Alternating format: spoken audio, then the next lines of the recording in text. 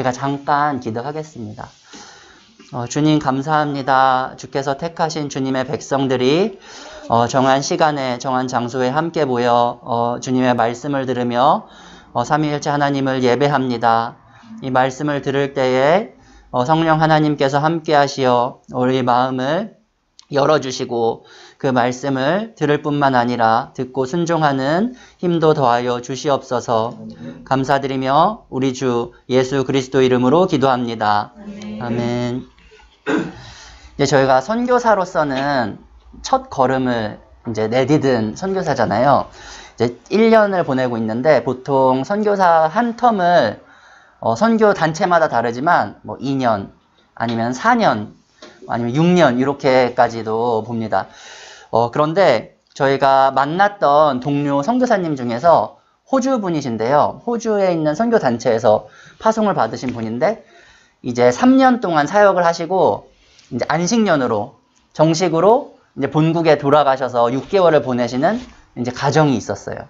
그래서 돌아가기 전에 저희랑 잠깐 교제할 기간이 있었는데 이제 그분은 이제 첫 기간을 끝낸 분이고 저희는 이제 첫 텀을 시작하는 입장이잖아요. 그래서 이제 이 첫 선교사로서 첫 기간을 보내셨을 때 어떤 것이 이제 어떤 마음을 가져야 합니까? 제가 질문을 했어요. 그러니까 이제 그분이 그분을 파송한 단체에서 이제 선교사를 파송하면서 첫 텀은 이렇게 보내십시오라고 이렇게 조언을 해주셨대요.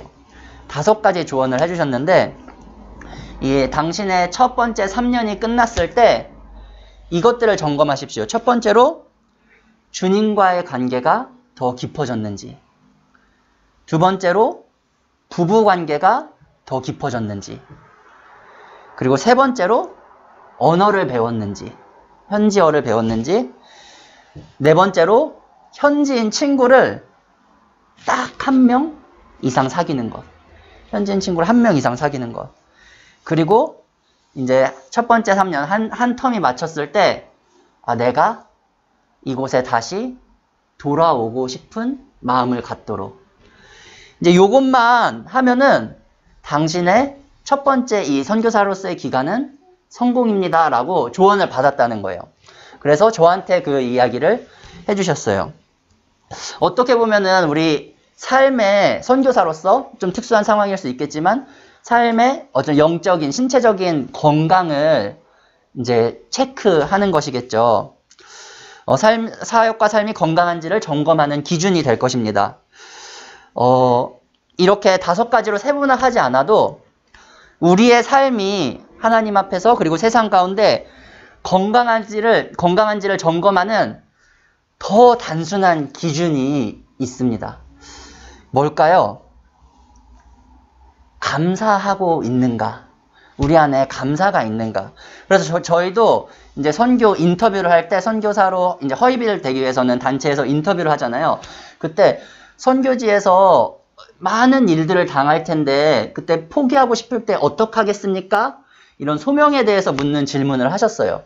그때 저희가 드린 대답은 우리가 감사하지 못하면 우리의 소명이 그곳에서 끝난 것이라고 생각하겠습니다. 감사가 끊어지면은 더 이상 건강한 사역을 해 나아갈 수 없다는 증거로 뭐 매일의 삶 속에서 이런 왔다 갔다가 있겠지만 그런 상태가 지속된다면은 일단은 우리가 사역에서 떨어져서 돌아와야 하는 회복을 해야 하는 상태라는 것을 인정하고 나오겠습니다 라고 고백했습니다. 사랑하는 그 언약교회 성도 여러분, 우리가 개혁신학, 바른 신앙을 하기를 소망하고 그러한 소망하는 마음으로 우리가 여기 모였다고 생각합니다. 이 바른 신앙을 가진 사람의 가장 큰 외적인 증거가 무엇일까요? 감사하는 것입니다. 하나님께서 다스리시고 하나님께서 우리를 구원하셨기 때문에 거기에 우리의 공로가 아무것도 없다면 감사밖에 남는 것이 없는 것이죠. 그래서 이 개혁신학은, 바른 신앙은 감사 신앙인 것입니다. 그래서 제가 저희 파송교회에서 밀었던 게 있어요.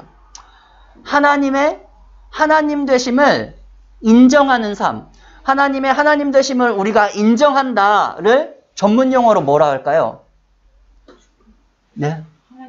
하나님 주권. 좋습니다. 더 압축하면 뭐라고 할까요? 하나님의 하나님 되심을 나는 인정합니다. 이걸 어떻게 하냐면 나는 감사합니다 라고 하는 거예요. 하나님의 하나님 되심을 인정할 때 어떤 상황이든 어떤 환경이든 우리가 감사를 고백할 수 있을 것입니다. 그래서 오늘 우리가 읽은 이 본문은 우리가 레위기의 제사 중에서 소제라는 제사의 본문 앞부분을 읽었는데요. 이 소제를 감사의 제사라고 우리가 부를 수 있습니다. 사실 레위기에 이제 5가지 제사가 나오는데 이 5가지 제사가 이것은 감사의 제사다. 이것은 대속의 제사다. 이렇게 무자르듯이 자를 수 있는 부분은 아닌 것 같아요.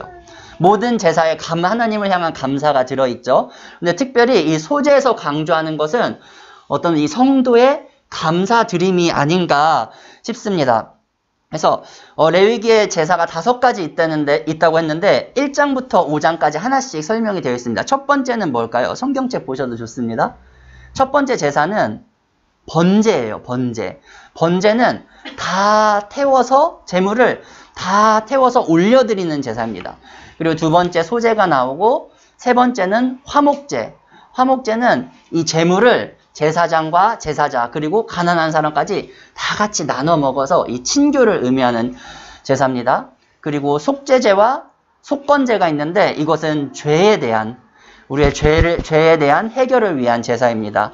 그런데 특별히 속건제는 배상의 의미가 둘 다 죄에 대한 건데 배상에 대한 의미가 담겨져 있습니다. 오늘은 우리가 이 레위기 제사 중에서 감사의 의미를 감사라는 관점으로 이 소제에 대해서 살펴볼 것입니다. 그래서 이 감사의 삶을 살아가는 성도의 은혜가 무엇이며 영광이 무엇인지를 살펴보겠습니다. 소제는 이렇게 드리는 거예요. 오늘 본문을 보시면은 누가 소제의 예물을 여호와께 드리려거든 소제는 이렇게 드리십시오. 고운 가루를 준비하세요. 첫 번째로 고운 가루를 예물로 삼아서 그 위에 기름과 유향을 부으세요. 고운 가루를 준비하고 유향과 기름을 그 위에 넣으세요. 그리고 그것을 제사장에게 가져가면 제사장이 그것을 한 움큼 뗍니다. 한 움큼 떼서 그 한 움큼만 제단에 올려서 태워버리는 거예요. 이것이 하나님께 향기로운 향기가 됩니다. 그리고 나머지 이제 떡 반죽이잖아요. 떡이잖아요. 그것들은 나머지는 제사장들에게 줍니다. 이것은 하나님 앞에서 지극히 거룩한 것입니다. 이게 오늘 본문의 내용입니다. 자, 이 본문을 찬찬히 살펴본다면은 먼저 첫째로 이 소제, 감사의 삶은 언약에 근거한다는 것을 알 수 있습니다. 1절 앞부분에 소제 예물을 여호와께 드리려거든 라고 하는데 이 소제라는 단어가 이 히브리어 원어로 보면은 선물이라는 뜻이에요. 선물이라는 뜻인데 그러니까 누가 하나님께 선물을 드리려거든인데 이 선물이란 단어가 언제 쓰인 선물이냐면은 이 언약 관계에 있는 두 나라가 공물을 드릴 때 이제 종주국이 있고 종속국이 있잖아요. 종속국이 종주국에게 공물을 드릴 때 이 선물이라는 이 소제라는 단어를 쓴 거예요. 그래서 이 고대 사회의 언약의 의미가 무엇입니까? 이제 종주국은 종속국을 지켜주고 보호해줘야 돼요.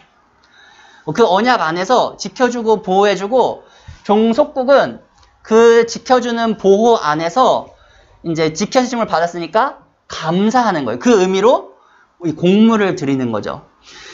그게 이제 고대 사회의 언약 관계인데 하나님께서 이 성경에서 우리를 언약교회, 그 언약교회잖아요. 우리 언약 관계 가운데 묶으셨다라는 것은 어떤 의미입니까? 하나님이 우리의 하나님이 되시고 우리는 하나님의 백성이 된다라는 뜻이에요. 그래서 이거를 우리가 학교에서 배울 때는 언약 공식이다라고 했어요. 아마 많이 들으셨죠? 하나님은 우리의 하나님이 되시고 우리는 하나님의 백성이다. 우리가 공부할 때 공식은 어떻게 하죠? 외워야죠. 외워야지 풀 수 있는 거예요. 삶의 문제를 만났을 때 이거를 외우는 거예요. 근데 사실은 이해하면 더 잘 풀 수 있죠. 이해하면 더 잘 풀 수 있는데 일단 이해하지 못했더라도 하나님이 정말 나의 하나님이신가 이해하지 못했더라도 일단 외우고 삶의 문제를 공식으로 풀어나가 보는 거예요. 그래서 아마 언약 공식이란 이름을 붙였던 것 같아요. 그래서 이 소제를 드린다는 의미 자체가 내가 하나님께 소제를 드린다. 이 공물을 드린다는 자체가 언약 백성만 할 수 있는 하나님께 이 선물을 드릴 수 있는 것은. 그래서 이 구원받은 자, 레위기 제사 전체가 그렇지만 이 소제 안에서 이 언약 백성이 드리는 하나님께 드리는 선물이라는 것이죠. 의미가 있습니다. 이 레위기 말씀이 언제 이스라엘 백성에게 주어졌죠? 레위기 전에 뭐가 있죠? 창세기, 출애굽기, 레위기 이렇게 있잖아요. 그러니까 출애굽기 다음에 레위기 말씀이 있는 겁니다.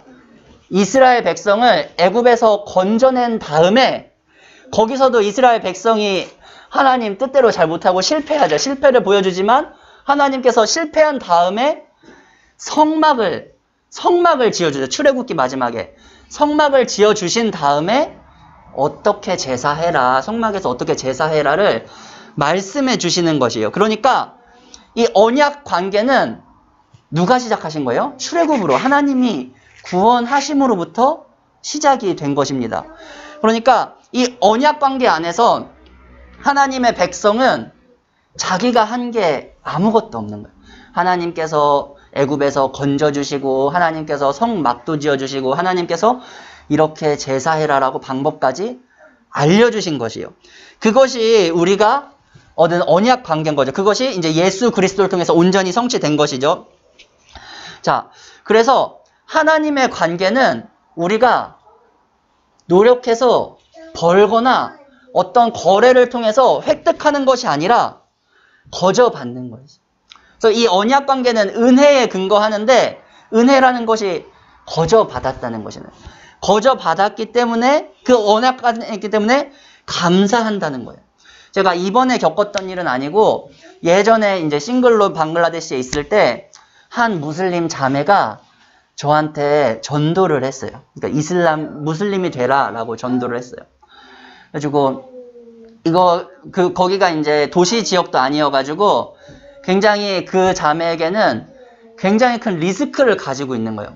이제 외국인 남자와 이 무슬림 여자가 얘기하는 것 자체가 사실은 안 돼요.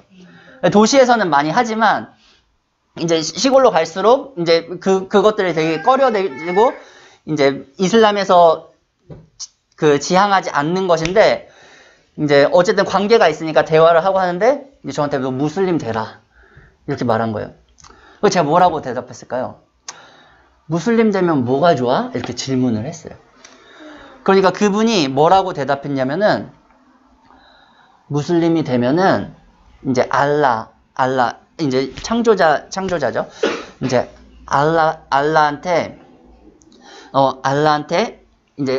알라한테 우리가 우리의 종교적인 무슬림의 생활을 다 하고 첫 번째는 무슬림 되려면 어떻게 하는 거야? 하니까 이제 뭐 기도하고 뭐 5번 기도하고 금식하고 그 무슬림들이 해야 하는 일들을 종교적인 일들을 알려주죠. 그래서 무슬림 되면 뭐가 좋아?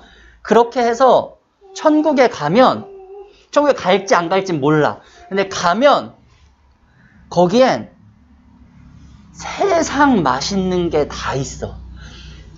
그 세상 좋은 게 다 있어.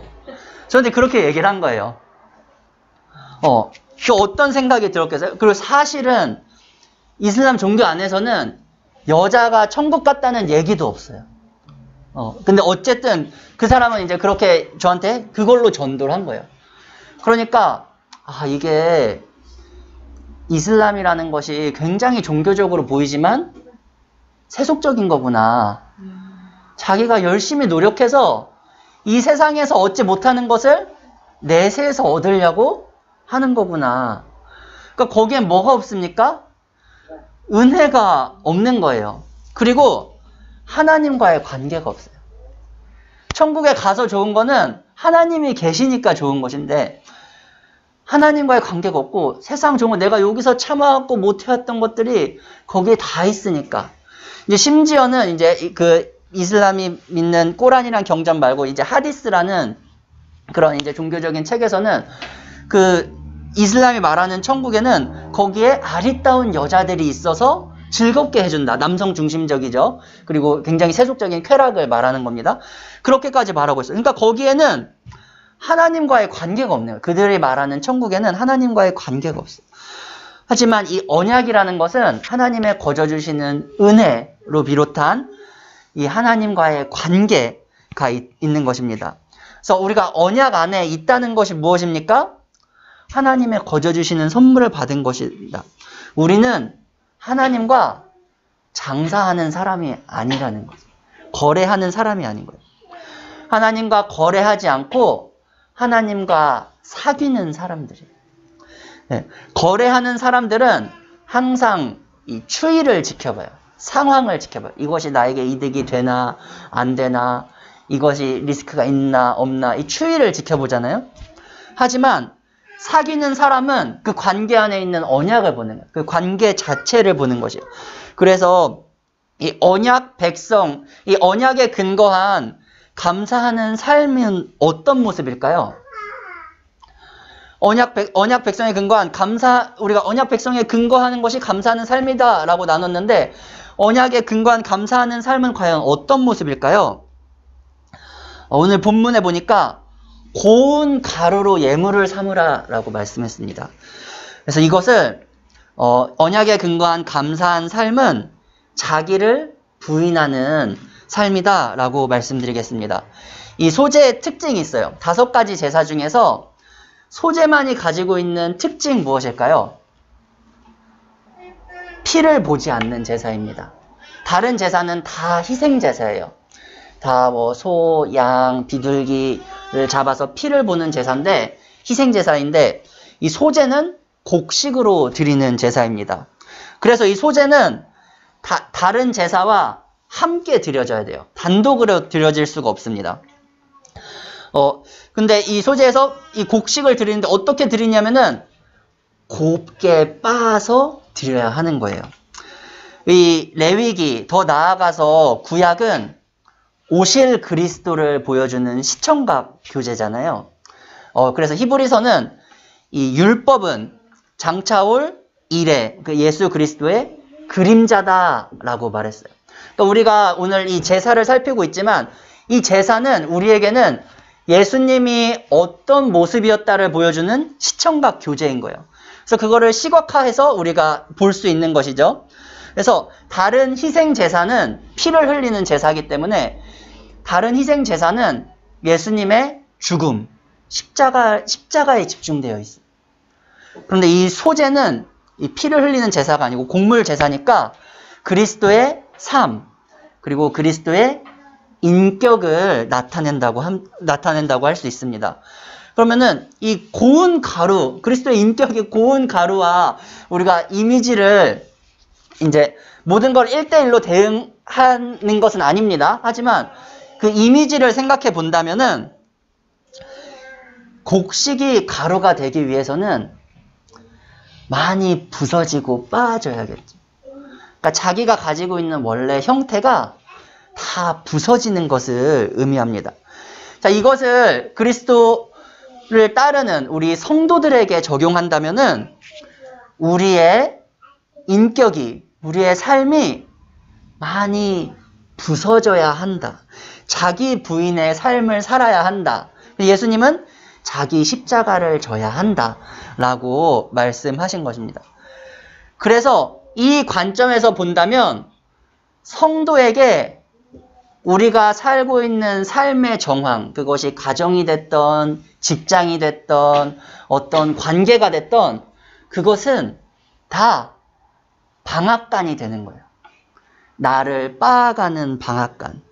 이 자기 부인은 고운 가루가 되는 과정인데 하나님께서는 이 세상이라는 방앗간을 사용하셔서 성도를 고운 가루로 만들어 가고 계신 것입니다. 그래서 선교사로서 제가 기억하는 것 중 하나는 내가 세상을 변화시키는 것이 아니라 하나님께서 세상을 통해서 나를 변화시키고 계시구나 라는 것을 기억하는 거지. 그래서 우리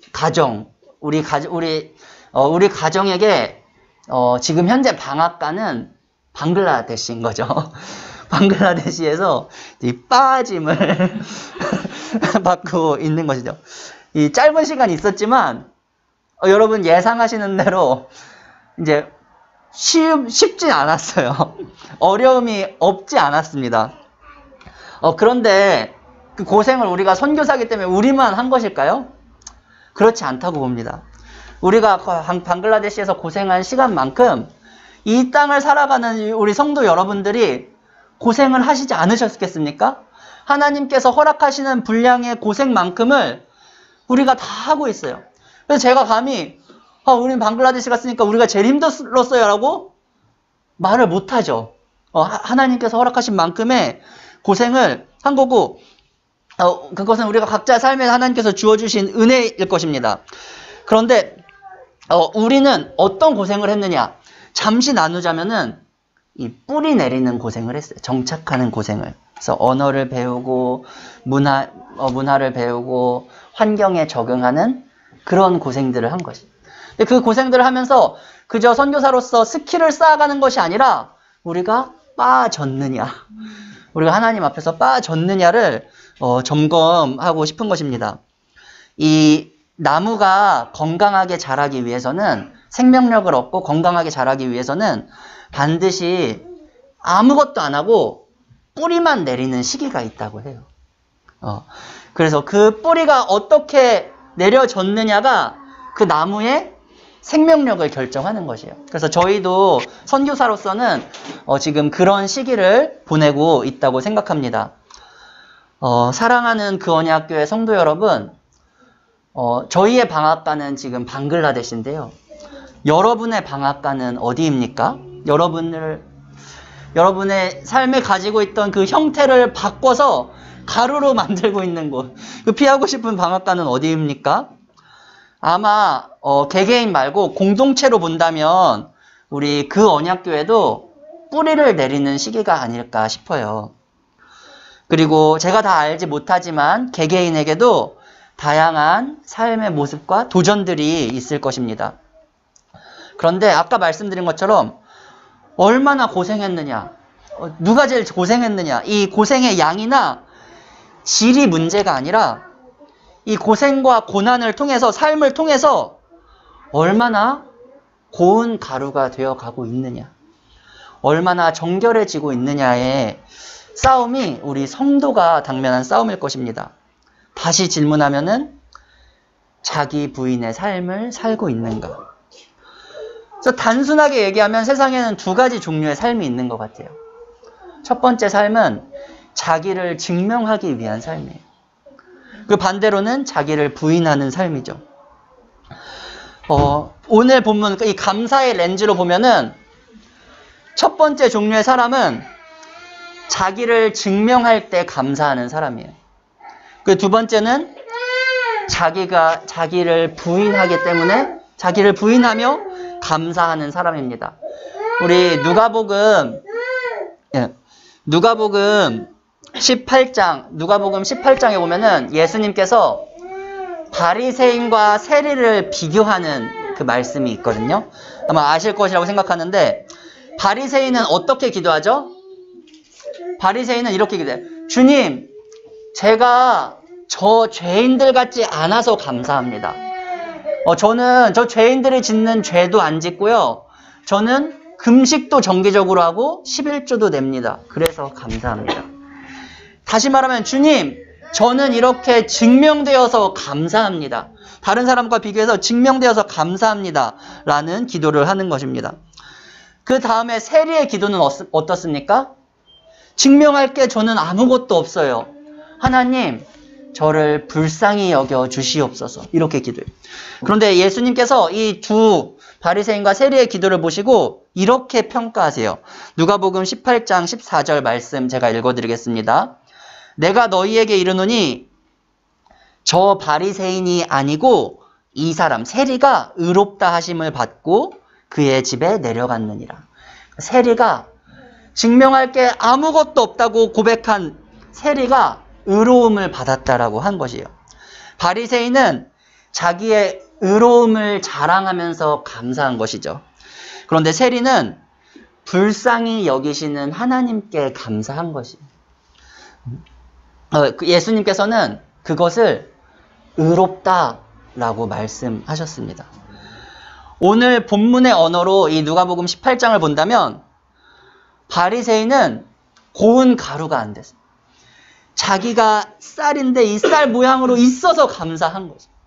그런데 이 세리는 고운 가루가 돼서 불쌍히 여겨주세요라는 기도만 한 것입니다. 제가 이 말씀을 준비하면서 이것은 선교사에게 주는 경고구나 라는 생각을 했어요. 사랑하는 그 언약교회 성도 여러분, 저는 점점 분명히 깨닫는 것 같아요.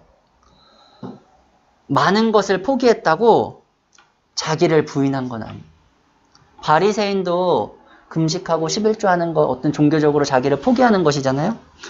그런데 사람은, 저와 여러분은 자기를 증명하기 위해서 많은 것을 포기할 수 있는 존재들입니다.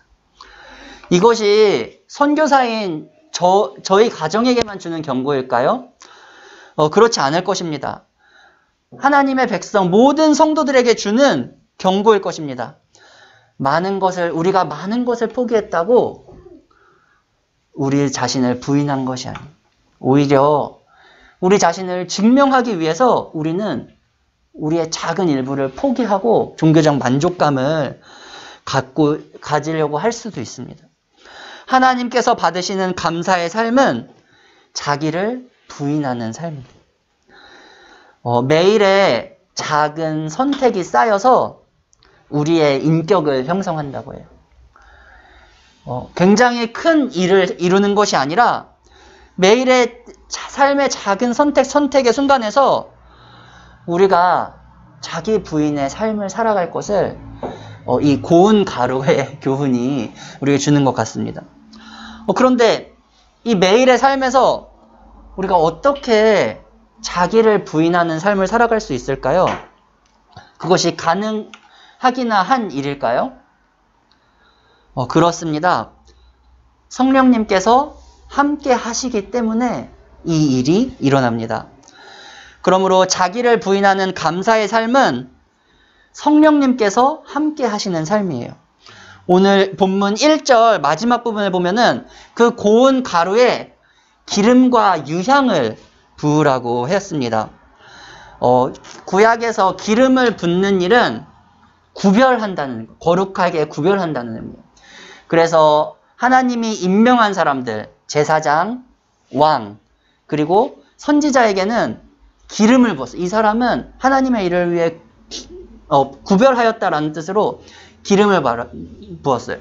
그리고 이 사람뿐만 아니라 이 제사에 하나님의 예배에 사용되는 이 제물, 이 성물들에도 기름을 발라서 구별을 한 것이죠. 이 유향도 구약에서 같은 의미가 있습니다. 하나님께서 이 유향이 그냥 냄새나는 향이 아니라 출애굽기 30장에 보면은 오직 제사 드리기 위해서 만드는 향이 있어요. 하나님께 드리기 위해서 만드는 향. 결국에는 그 향이 더 냄새가 좋기 때문에 그렇게 만드는 것이 아니라 구별하기 위함이에요. 하나님께 드리는 것 구별하기 위함.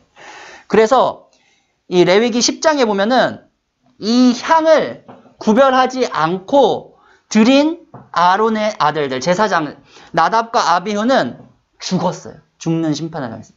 그러니까 구별하지 않아서 드렸기 때문에 거죠. 이 기름과 유향 모두 하나님께서 구별하는 일을 하는 것이에요. 우리 성도를 세상과 구별하는 분이 누구이십니까? 성령 하나님이신 거예요. 성령 하나님께서 우리를 예수님을 주라 고백하게 하시고 거룩한 삶을 살도록 도와주심으로써 우리를 구별해 주시는 것이에요. 기름과 유향의 일을 성령님께서 하시는 것이에요. 그것이 시청각 교제인 것이죠. 그래서 성령님은 예수님께서 이루신 구원, 그 구속이 우리 삶에 실제로 일어나도록, 그것이 실제가 되도록 적용시켜 주시는 분이신 거예요. 그래서 첫 번째 우리가 감사하는 삶은 언약에 근거한 삶이다라고 말씀드렸잖아요. 그래서 언약에 근거한 삶이 있고 이 거래를 하는 삶이 있다고 했어요. 언약이냐 거래냐를 구별해 주는 것, 가르는 것은 성령 하나님이신 거예요. 그래서 성령 하나님은 이 언약으로 우리를 묶어주시는 띠와 같은 분인 거예요. 언약으로 꽉꽉 묶어주시는. 그래서 성령님께서 하시는 일이 무엇이냐 하면은 우리로 하여금 언약을 기억하게 하시는 거죠. 언약을 기억하게 하는 거. 언약을 우리가 어떻게 기억합니까? 선포되는 하나님의 말씀을 통해서 기억하는 것이에요. 그래서 우리가 말씀을 들을 때 우리는 언약 백성으로서 하나님의 언약을 기억하는 거예요. 그 깊이와 넓이를 그냥 그 한 줄을 외워서 그것을 앵무새처럼 말하는 것이 아니라 그 하나님이 우리의 하나님 되시고 하나님 우리가 그의 백성이 된다라는 그 깊이를, 그 풍성함을 계속적으로 선포되는 말씀을 통해서 배우고 기억하는 것입니다. 그리고 우리가 성경 공부 말씀 공부와 묵상을 통해서도 언약을 기억하는 것입니다. 그리고 기도하는 가운데 성령님께서 언약을 기억하게 하십니다. 그래서 기도를 많이 하는 게 너무 복된 일이지만 많이 하는 그 자체가 중요한 것이 아니라 언약 가운데 기도하는 것이 중요한 것이죠. 또한 이 언약의 표인 또 다른 예수님께서 만들어주신 남겨놓으신 시청각 교제, 이 구약의 모든 시청각 교제는 이제 다 이루어져서 없어졌는데 예수님께서 남겨놓으신 시청각 교제가 있습니다. 뭐죠? 세례와 성찬. 그 세례와 성찬을 할 때 성령님께서 우리로 하여금 언약을 기억하게 하시는 것이에요. 그래서 성령 하나님께서는 언약을 기억하게 하십니다. 그리고 두 번째로 우리가 살펴본 것은 자기 증명의 삶이냐 자기 부인의 삶이냐를 가르는 건 역시 성령 하나님이십니다. 성령 하나님은 어떻게 우리 안에 역사하시냐면은 우리로 사랑하게 하시는 거예요. 사랑하게 하셔서 자기를 부인하게 하십니다.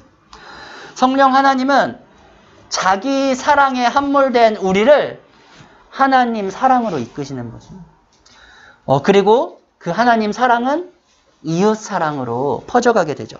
그래서 성령 하나님은 하나님을 사랑하고 이웃을 사랑하게 하심으로 자기를 부인하는 삶을 살도록 하시는 것입니다. 그래서 자기를 부인하는 삶이 도대체 무엇이냐? 자기 비판하는 삶이냐? 하나님과 이웃을 사랑하는 삶인 것이죠. 요약하면 성령님께서는 우리 안에 착한 일을 하시는 분, 우리 안에 선한 일을 이루시는 분. 빌립보서 1장 6절입니다. 너희 안에 착한 일을 시작하신 이가 그리스도 예수의 날까지 이루실 줄을 우리는 확신하노라. 오늘 나눈 말씀을 이 하이델베르크 요리문답을 통해서 조금 살펴보고 싶어요. 이 하이델베르크 요리문답에 대해서 혹시 들어보셨나요? 네, 우리 지금 웨스트민스터 신조를 공부하고 계신 걸로 알고 계신데, 이 웨스트민스터 신조와 같이 이제 종교개혁 시대에 종교개혁 유산으로 받은 이제 교육을 위한 이제 요리 문답입니다. 근데 이 하이델베르크 요리 문답은 세 부분으로 나뉘어져 있어요. 첫 번째는 인간이 얼마나 비참한 상태인지, 죄로 인해서 비참한 상태인지. 두 번째는 그 비참에서 어떻게 구원받았는지. 그리고 이 구원받은 성도가 어떻게 감사의 삶을 살아가는지. 그런데 이제 이 세 부분으로 나눠져 있는데 이 감사의 삶, 이 감사의 삶을 다룰 때 어떤 단어를 쓰냐면은 착한 일, 선한 일, 성도가 선한 일을 한다라고 이렇게 말합니다.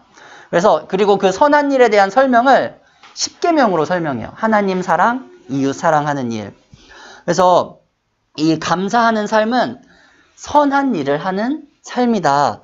요렇게 우리가 단축할 수 있을 것인데 그 중에 한 부분을 제가 읽어드릴게요. 86문입니다.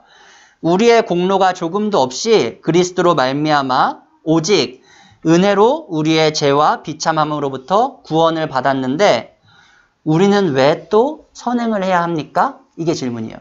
그러니까 우리가 구원 받았는데 왜 또 착한 일을 하라고 하는 겁니까? 이제 이 질문을 하는 거예요. 다시 말하면은 우리 이 레위기의 언어로 말하면 희생 제사가 속죄제, 속건제, 번제가 다 드려졌는데 왜 소제는 드립니까? 이제 이렇게 질문을 하는 거예요. 대답이 이렇습니다. 조금 긴데요. 다 읽어드리겠습니다. 그리스도께서 그의 보혈로 우리를 구속하셨을 뿐 아니라 그의 성령으로 우리를 새롭게 하여 그 형상을 닮게 하시기 때문입니다. 이것은 우리가 모든 삶으로서 하나님의 은덕에 감사하고 하나님께서 우리를 통해 찬양받으시기 위함이며 우리 각 사람이 그 열매로서 자신의 믿음에 확신을 얻고 경건한 삶으로서 다른 사람을 그리스도에게 인도하기 위함입니다. 이 하이델베르크 요리문답에 따르면 감사한 삶을 통해서 우리의 착한 일을 통해서 하나님께서 찬양받으시고 내 자신이 그 삶의 열매를 통해서 믿음의 확신을 얻는 것이. 그리고 마지막으로 그 삶 자체를 통해서 이웃이 다른 사람이 그리스도께로 인도된다고 합니다. 이것이 하나님께서 이렇게 그리신 언약 백성의 삶과 하나님의 구원 계획이라고 생각합니다.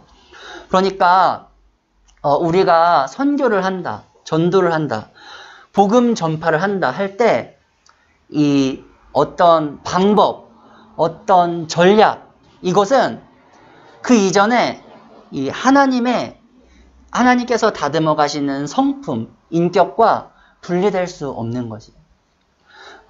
그래서 하나님의 언약 안에서 이 감사의 삶을 살아가는 가운데 어떤 이는 뭐 이렇게 방글라데시로 가기도 하고 어떤 이는 자신의 삶 가운데 겸손히 사랑과 이웃사랑을 실천함으로써 우리가 그 언약의 일을 감당하게끔 하나님께서 하시는 것입니다. 그래서 본문의 언어로 이 감사의 삶이 여호와께 향기로운 냄새가 되고 지극히 거룩한 것이다 라고 말씀을 하는 것입니다. 정리하겠습니다. 우리가 드릴 소재, 하나님께 드릴 소재는 감사의 삶입니다. 이 감사의 삶은 언약에 뿌리 내립니다. 그리고 언약에 뿌리 내린 자는 자기 부인의 삶을 살아갑니다. 이것은 우리의 힘이 아닌, 우리의 결정이 아닌 성령님께서 우리 안에 행하시는 놀라운, 신비로운 일인 것입니다. 그리스도의 구속과 성령의 도우심 안에서 우리의 삶이, 저와 여러분의 삶이 여호와께 드려지는 향기로운 냄새가 되고 지극히 거룩한 것이 되기를 간절히 소망합니다. 기도하겠습니다. 주님 감사합니다.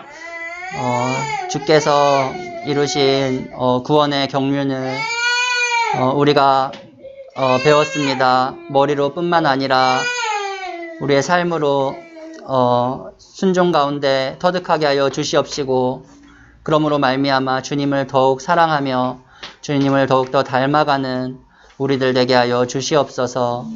감사드립니다. 주님, 우리의 구원자 예수 그리스도 이름으로 기도합니다.